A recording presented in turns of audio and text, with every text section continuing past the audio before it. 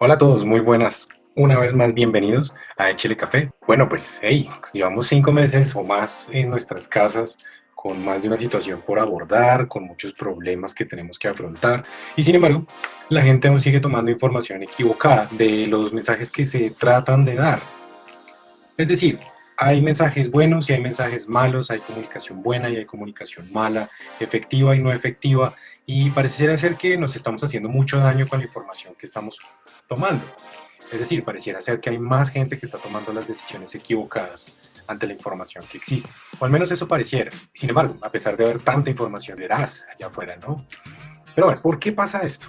¿Qué es lo que está pasando? Entonces, sin más rodeos, quiero pues ofrecerles a ustedes un capítulo con una maravillosa invitada que es Adriana Garzón, especialista en comunicaciones sociales, que nos ayudará a descifrar un poco esta encrucijada de la información que hay allí afuera. Así que siéntense cómodos, aliste tintico, disfrute de un episodio más de Chile Café para que no se aburra.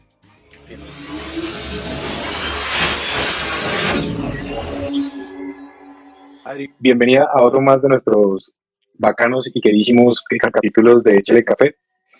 Hoy tenemos a una experta en comunicaciones que nos va a dar unas luces y entender mucho sobre todo esto de los fake news y por qué la gente está creyendo como tan fácil en ciertas comunicaciones que salen tan rápido por ahí y la gente como que traga entero, no verifica, le queda más fácil creer en lo que diga la cadena de WhatsApp.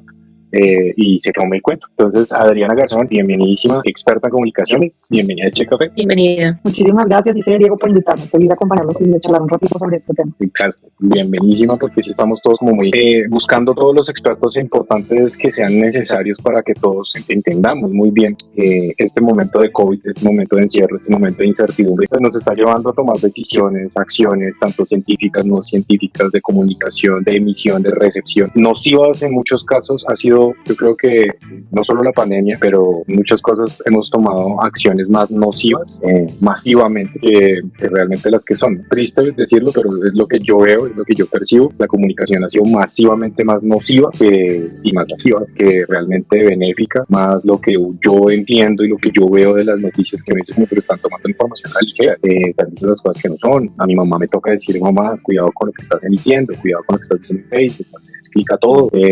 Yo también tengo que, aunque soy una persona que trata de enseñarle a mis estudiantes, revisen la información, luego sí emitan. A mí también a veces me hago por dar clic más rápido porque soy más eufórico y es más visceral la respuesta. Entonces, Adri, cuéntanos, explícanos, ilústranos. No, y de hecho lo que acabas de decir está súper bueno para empezar, porque justamente está lo que se ha llamado la infodemia, que es como la epidemia paralela a la pandemia que estamos atravesando, y la cantidad de información y desinformación o mala información que tenemos, que son cosas distintas, y está muy atado a nuestras emociones. Y hay toda una rama de la psicología que se encarga de estudiar a nivel cognitivo porque las personas tendemos a tomar ciertas opiniones así cerradas, y aún ante evidencia contraria de nuestras propias creencias, no cambiar de opiniones. Nos podemos quedar hablando un montón al respecto. Pero tú mencionaste dos cosas que me parece importante distinguir, y es uno, lo que se considera como noticias falsas o fake news, que es como se ha internacionalizado el término, y lo otro es la información a la ligera, que a veces viene de fuentes confiables de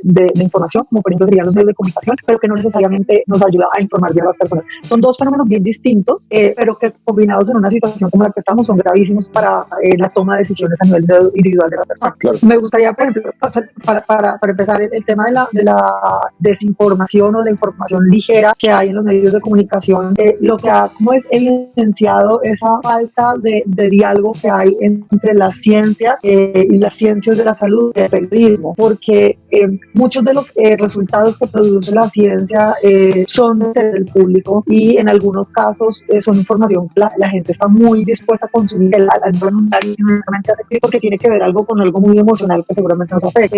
Si determinado alimento da o no da cáncer, si el exceso de azúcar es cancerígeno o el azúcar es cancerígeno. Entonces se han popularizado estos titulares amarillistas que de alguna manera manera tergiversan los resultados del estudio, que la proporción o que los saca de contexto, porque producen una reacción en la audiencia que es inmediata. Yo quiero ir a consumir eso porque me están diciendo algo que me importa. Y ahí se ha formado como un torbellino muy, muy vicioso y muy malicioso, porque se está descontextualizando completamente los resultados de ciertas cosas que se han encontrado a nivel científico. Entonces, el coronavirus no ha sido una excepción. Más de una vez he tenido que tener esta conversación también con mi papá, que él cree que la vacuna, por ejemplo, ya está y que 2 semanas es posible que nos vacunen, porque simplemente no hay información en los medios de comunicación y en los periodistas sobre cómo es el proceso de desarrollo de una vacuna. Entonces, cuando ven un titular como que la vacuna de X o Y laboratorio está ya o probó que genera anticuerpos, el periodista lo que interpreta: ya estamos listos, ya estamos cerca, y así lo comunica. Entonces, esa falta de diálogo que hay entre los unos y los otros lo que produce es este tipo de resultados, que la gente esté desinformada y que cuando luego tiene que contrastar con otra información, lo que siente es que le están mintiendo, y la sensación que tiene la gente es que hay mucha información contradictoria durante el coronavirus, porque tampoco entienden la dinámica de la ciencia y de cómo funciona llegar o no llegar a resultados, porque es que el propósito no es confirmar cosas, el propósito es entender realmente cuál es la respuesta, y eso es algo que las personas que no están familiarizadas con el método científico pues no entienden, y lo que sienten es que la gente que está tomando decisiones ahí no sabe. Lo importante también es diferenciar lo que sería desinformación de lo que sería información falsa, porque tienen dinámicas distintas. La desinformación puede venir incluso de fuentes que consideramos confiables, pero que no necesariamente tienen como la experiencia o el conocimiento para entregársela bien al público, y en esa falta de diálogo que hay entre las ciencias y el periodismo, muchas veces es lo que pasa con el resultado de estudios científicos, y lo que estamos viendo, por ejemplo, con cosas como la vacuna, que a veces cuando uno el noticiero parece que ya pasado mañana se pudiera estar disponible en la EPS más cercana, y la verdad es que sí, y qué más quisiéramos. O sea, a mí me da mucha tristeza decirle a mis papás que todavía se tienen que aguantar un ratito más encerrados porque no hay vacuna, pero ellos no lo entienden, porque lo que ven en las noticias es completamente distinto. Les da una sensación muy diferente, se ve como algo más cercano, y como tampoco hay información científica adecuada en el periodismo, y lo digo como estudiante de comunicación social, que claramente no, en Colombia hay muy pocos periodistas científicos formados académicamente en esto, pues lo que resultamos es en titulares como súper descontextualizan o toman a la ligera muchos de los resultados que produce la ciencia, y eso es lo que la gente se lleva a la mente, ¿no? Lo que te dice el noticiero, lo que te dice la emisora de radio.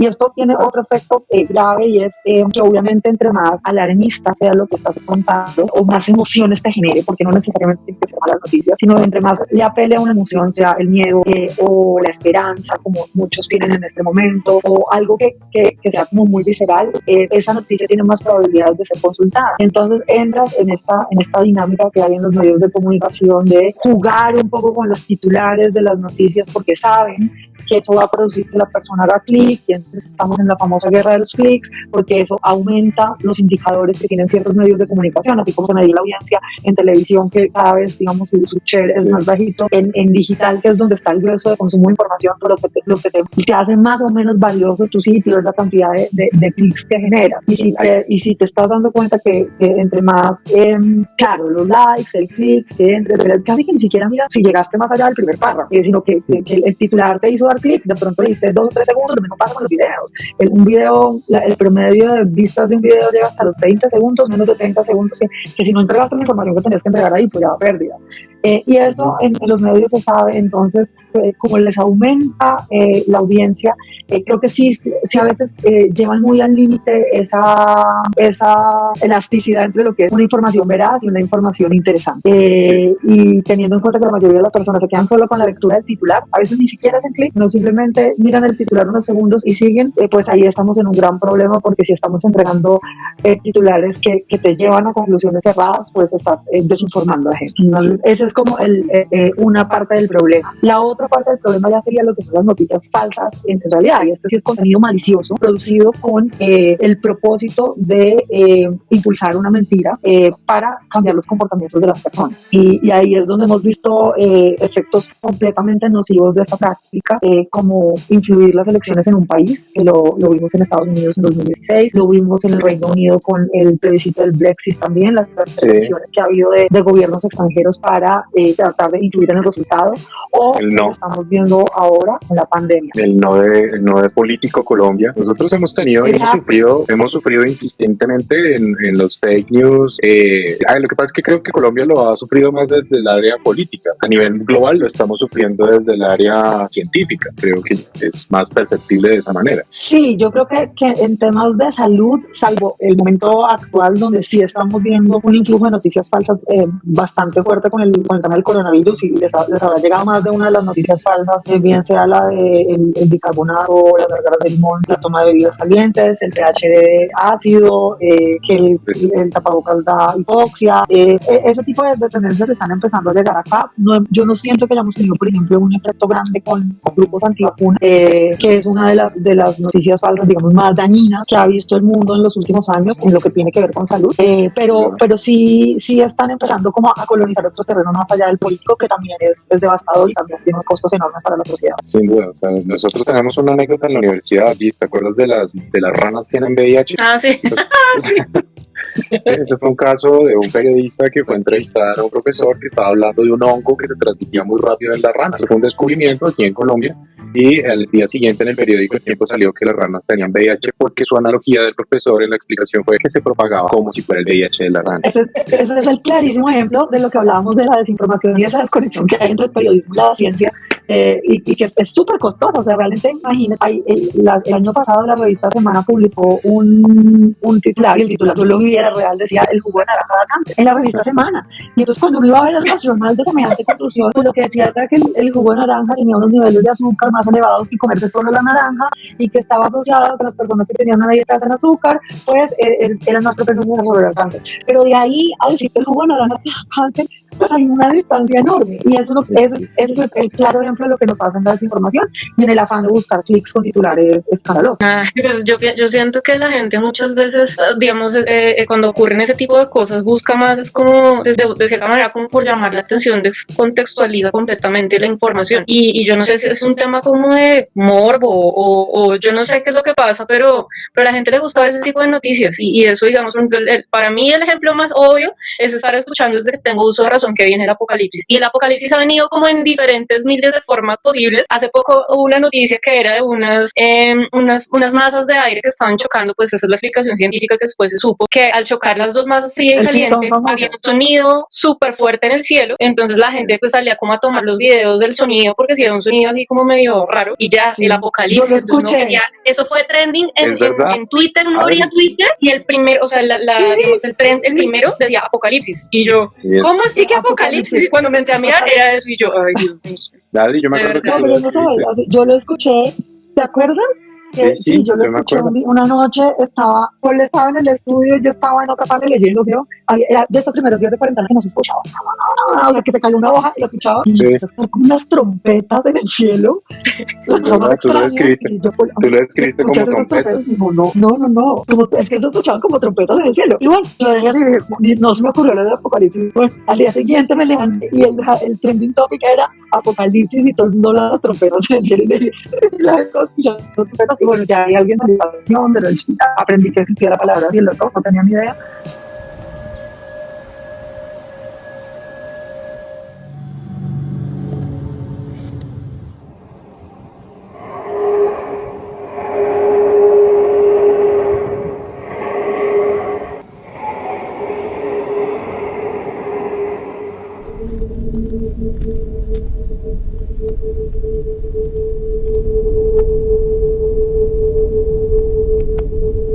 Mistä vitusta toi tulee?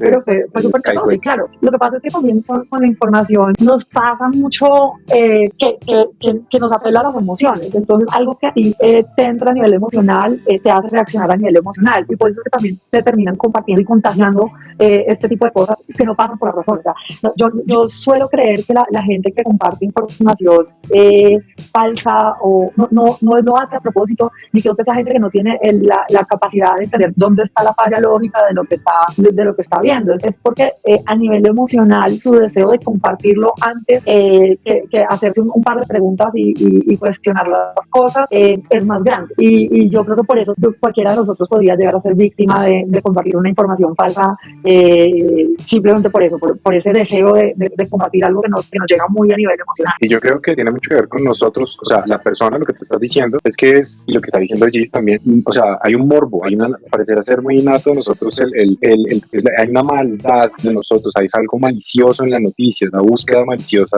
de la noticia, porque la gente no la está leyendo, la estás compartiendo.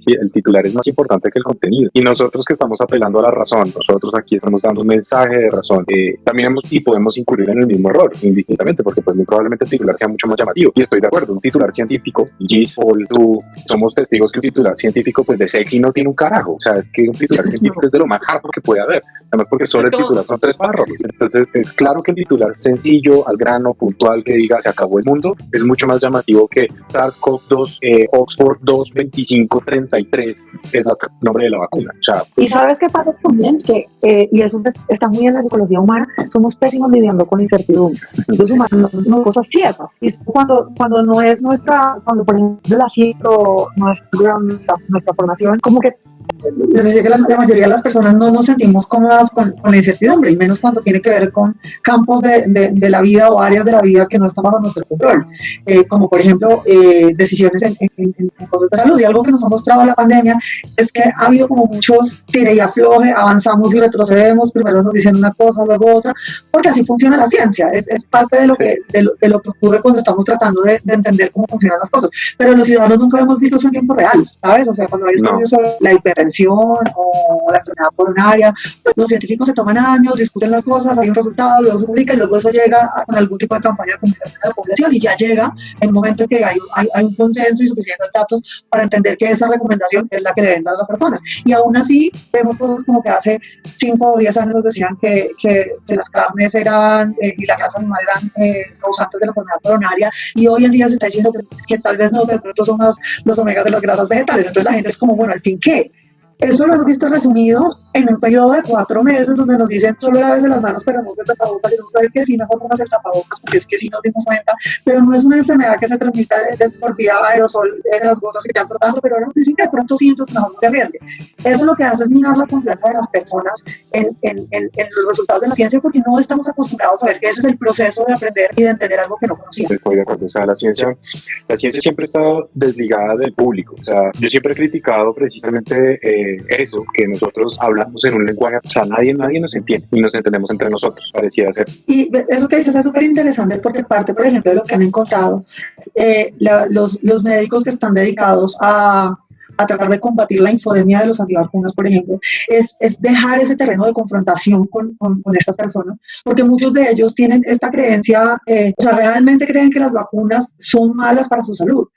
Y ya hay muchos casos de médicos que están tratando de encontrar un diálogo más fluido con estas personas, tratar de entender de dónde vienen sus temores y tratar de llegar como a un punto medio donde de pronto alguien tuvo una mala reacción a una vacuna. De hecho, estaba viendo más temprano un caso de Samoa, esta isla del Pacífico, que tuvo de un año a otro, lo conoces, que les bajó de 58% de vacunación a los niños a 31%, y luego tuvieron un outbreak de, no recuerdo si fue varicela, pero fue estas enfermedades que ya... Sí, que uno ya se preocupa por eso, porque eso está en el esquema de vacunación normal. Y todo, digamos que era una combinación entre que es un país que se informa altamente en Facebook, y por otro lado había habido 2 muertes de 2 niños que tuvieron una reacción adversa a la vacuna. Y esto es la tormenta perfecta, porque tienes los 2 casos y tienes Facebook que, mejor dicho, se propaga como un incendio, y eso hace que las personas tomen decisiones en salud con base en el miedo. Combatir esto con el lenguaje de la ciencia o desde una posición de superioridad, realmente lo que va a hacer es que la gente se reafirme en sus creencias,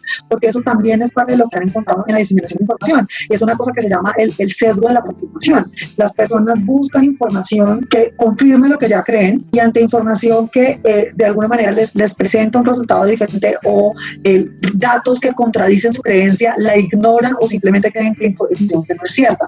Entonces, esta confrontación que existe entre la ciencia y las personas que tienen creencias que tienen una base errada, mientras se siga dando de manera vertical la ciencia acá y las creencias acá, siempre va a generar que las personas se atrincheren en su opinión y que no vaya a haber un avance. Y repito, esto ya lo he dicho en otros episodios, pero creo que esta es primordialmente la necesidad de Chile Café, y es acercar ese lenguaje que todos tenemos con digamos, lo complicado de la ciencia. Nosotros queremos llegarle a la gente diciéndole, entendemos por qué podría confundir la información, pero tenemos que usar la razón y queremos que confirme primero. Por cierto, vacunas, como el tema, en paréntesis, las vacunas no hacen daño y existen casos muy adversos que han sucedido y eso no lo podemos evitar. Esto es un mensaje que quiero dar como paréntesis, y es que incluso las vacunas que han salido y que saldrán, eventualmente podrán tener uno que otro caso adverso. Eso no lo podemos evitar. O cualquier medicamento, o sea, no hay medicamentos que sean 100% inocuos para las personas o que no tengan alguna consecuencia no deseada. Por eso existen los efectos adversos, hay unos conocidos y que están descritos en la misma folleto de los medicamentos.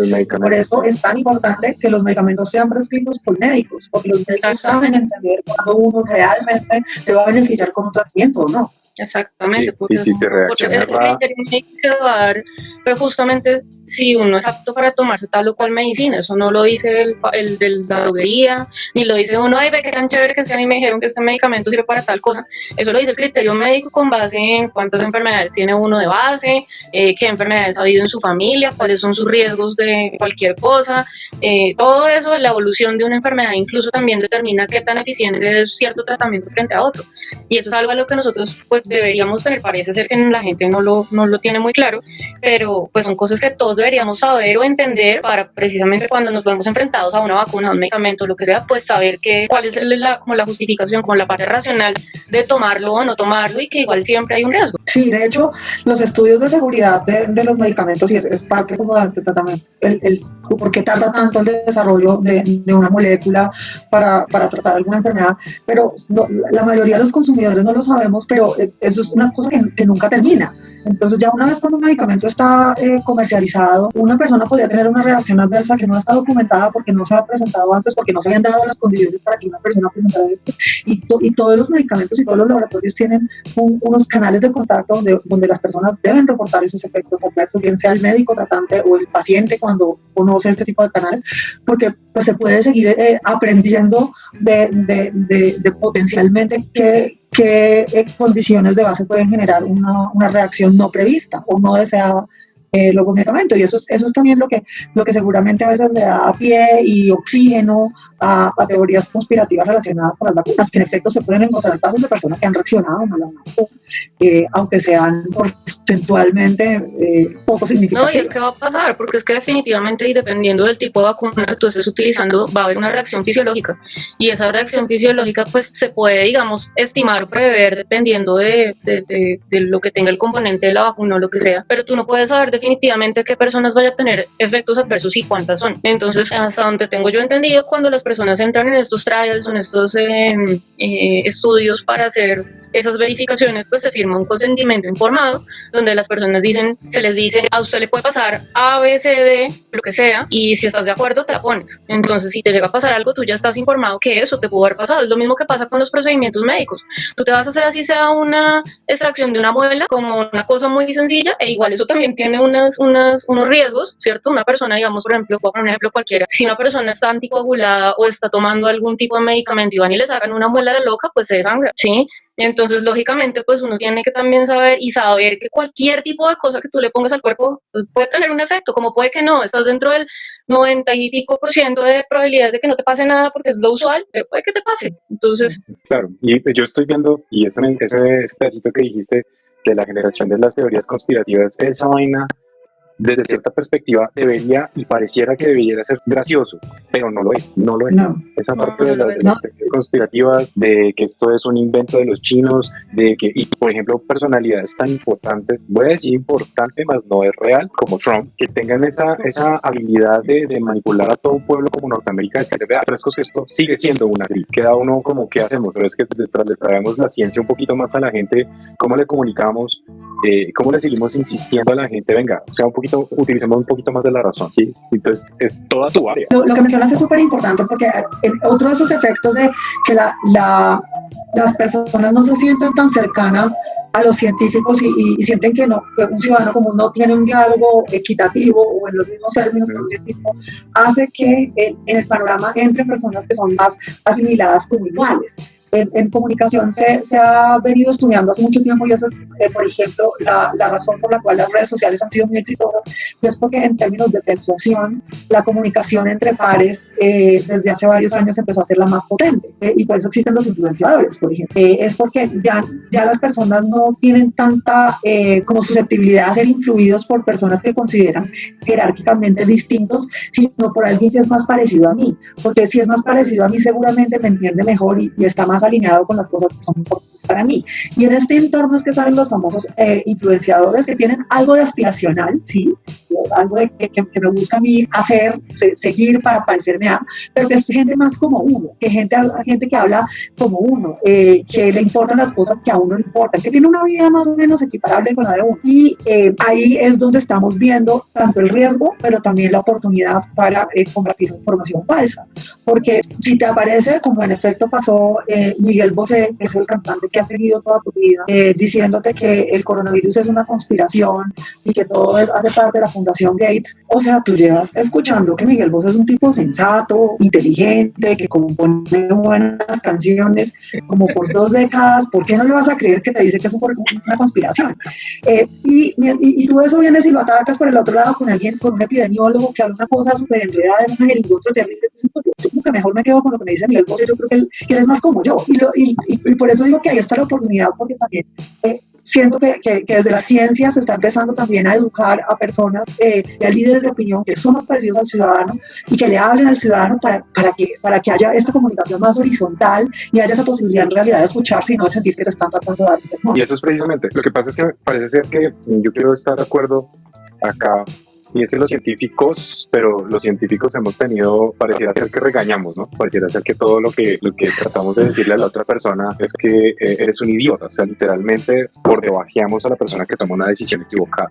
Y eso ha sido históricamente. Y la razón por la cual muchos hemos tratado de no solamente enseñar, sino tratar de decirle como, venga, no cometa el error, estamos tratando de ser previsivos, no cometa el error, entiéndanos primero. Pero sí parece ser que, o sea, a través de la historia. Entonces, claro, toman la palabra de una persona como Miguel Bosé, que pues de epidemiólogo tiene triste, es terrible, pero pues a nosotros nos cuesta mucho trabajo, nos duele realmente ver esta situación de la falta de cercanía, de que la gente entienda que esto es real, esto no es un invento de Miguel Bosé tampoco.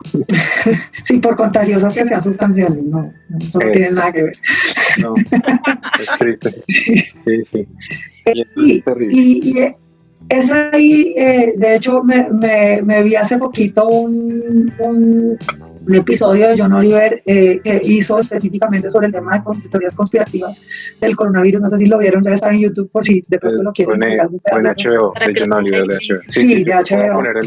Para que exacto, que hizo como un landing page con una página web con testimonio, o sea, como con cortos para compartir por WhatsApp cuando uno recibe teorías conspirativas, y sobre todo pues los adultos y las personas que tienen de pronto menos herramientas para identificar cuando hay una noticia falsa, y es toda hecha con personas que los ciudadanos reconocemos, artistas, raperos, actores, celebridades de la televisión, y lo que más me llamó la atención del ejercicio que él hace, porque me parece que parte de un buen lugar es apelar un poco al para un momento y piensa si eso que te acaban de decir es cierto, tú eres un tipo inteligente o una mujer inteligente, has tomado decisiones inteligentes toda tu vida, guías a tus hijos con base en decisiones lógicas, para 2 segundos y piensas si esto realmente que de lo que te están tratando de convencer es cierto, porque puede que no. Pues, entonces pone esa comunicación a un nivel muy horizontal, que es lo que les decía, no es un video del doctor Anthony Fauci tratando de convencer con estudios randomizados a la tía de WhatsApp, porque eso no va a funcionar. No, ya son un peligro. Estas cadenas de WhatsApp de Emory son muy peligrosas. Sí. Que además también hay otro tema, y es, por ejemplo, pensando en ese tipo de personas, pues digamos, no sé, la tía de WhatsApp, ¿no? pues bueno, digamos, lo digo como experiencia porque pues yo estoy acá con mi mamá en la casa y tengo un montón de tías también pues que son ya de cierta edad y pues ¿qué hacen ellas? Ver televisión todo el día o estar en redes o en internet, entonces les empiezan a llegar pum, pum, pum, pum, entonces al final de la noche son como 10 fake news y mis tías están que se botan por una ventana, pero no se botan porque el coronavirus entra y se las va a llevar, porque, o sea, no, unas cosas que yo soy como, venga, de verdad, dejen de ver tanta vaina de esa, pero es difícil controlarlo, es difícil controlarlo. Entonces, a mí, científica, la familia a la que le ha tocado que no, que eso no es así, que miren esta página, miren esta cosa, no sé, por favor, no entren en pánico porque es bastante complicado controlar eso. Pero el ejercicio de Échale Café ha llevado, por ejemplo, a muchas personas a consultarnos o a consultar. Yo sé, ya tenemos claridad de que hay personas que son cercanas a nosotros, pues ya han tenido, por ejemplo, la premura, primero preguntar, consultar o mandárnoslo a nosotros y decir como, ¿qué opina de esto? Y eso es muy bueno, eso ya es un buen paso.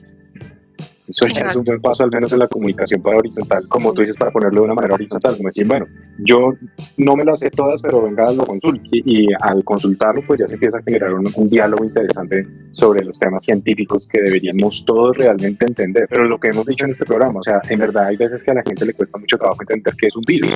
El simple hecho de qué es un virus, de racionalizar qué es esta estructura molecular que es prácticamente invisible, si no es que prácticamente lo es. Entonces, pues, obviamente puede ser eso, el que abre la ventana y venga y se lo lleve, ¿sí? O sea, puede pasar por un puma, por un cachorro o puede pasar por un organismo vivo, y es ninguna de las anteriores, ¿sí?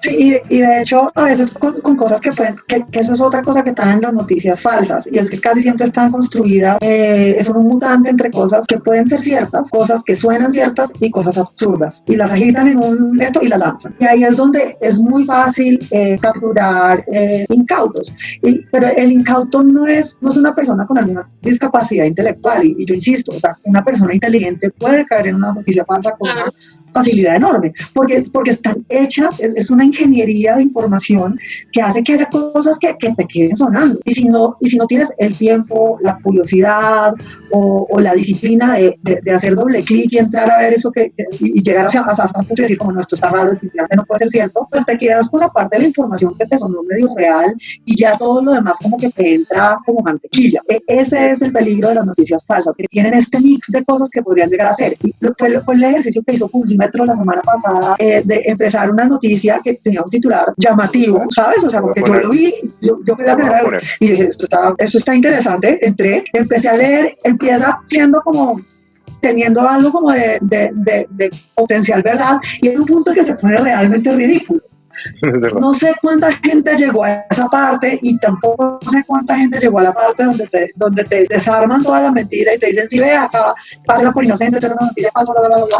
Pero el ejercicio es buenísimo porque nos muestra que aún personas que estamos acostumbradas, que tenemos el chip de empezar a detectar cosas, podemos llegar hasta un punto de una información y creer que ahí hay algo cierto. Es verdad. Exacto. Es un brutal artículo, lo voy a dejar en la descripción de los videos porque es muy buen artículo y yo creo que el mensaje particularmente desde mi perspectiva es pues pregunten, o sea, lo mejor que podemos hacer es preguntar, o sea, confirmarle. Yo creo que lo mínimo que tenemos que hacer es no comparta hasta que no confirme, por favor. Sí, ese punto también es muy bueno porque mucha de la información que la gente comparte parece inocua y entonces siempre viene el mensaje de, no sé si es cierto pero comparto por si acaso, igual si no es cierto no le hace daño a nadie, y eso ahí eso es como un pensar con el deseo, para ponerle un nombre, porque sí puede hacer daño, independientemente de que hacer gárgaras con bicarbonato para matar el coronavirus no va a matar a nadie, sí puede dar una falsa sensación de seguridad en las personas y llevarlas a que se expongan a un riesgo innecesario pensando que haciendo gárgaras con bicarbonato los vamos a mantener a salvo. Entonces, estos debates a veces hay que darlos,